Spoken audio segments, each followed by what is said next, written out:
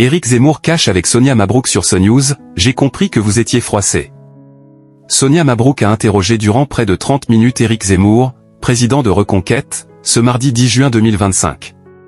Les audiences ont été au beau fixe sur CNews. Une interview long format d'Éric Zemmour a été menée par Sonia Mabrouk ce mardi 10 juin 2025 dans « La grande interview » de CNews. L'échange, démarré à 8h13, s'est achevé à 8h40, empiétant sur le rendez-vous de BFM TV. La réaction de Jean-Luc Mélenchon aux mésaventures en mer de Rima Hassan et Greta Thunberg, le blocus israélien à Gaza qualifié de « honte » par Emmanuel Macron, mais aussi l'entrisme islamiste ont alimenté les discussions. Le leader de Reconquête a regretté que l'État se soit montré plus autoritaire avec les gilets jaunes qu'avec les casseurs ayant sévi le soir du sacre européen du PSG. D'abord on punit dans ces manifestations. Et on punit sévèrement. La police, comme d'habitude, n'a rien fait. Et pourquoi elle n'a rien fait ?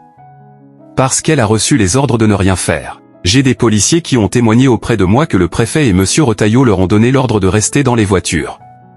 Par ailleurs, l'interview a été marquée par une forte divergence entre la journaliste et le candidat à la dernière élection présidentielle qui jugeait en évoquant la situation à Bruxelles que l'islam et l'islamisme formaient un tout.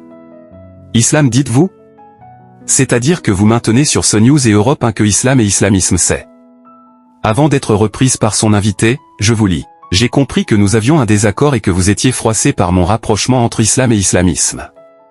Mais Sonia Mabrouk l'a assuré du contraire, ce n'est pas mon rôle. Emmanuel Macron a quant à lui été accusé de reprendre le langage des colonisateurs, après avoir employé les expressions champion mon frère et brainwasher pour critiquer ceux qui commentent les faits divers. Le langage est très révélateur. Et comme par hasard, il a utilisé le langage de nos deux colonisateurs, la colonisation mondialiste, brainwasher, et la colonisation islamique, ce langage des racailles, des banlieues qui s'appellent tous frères.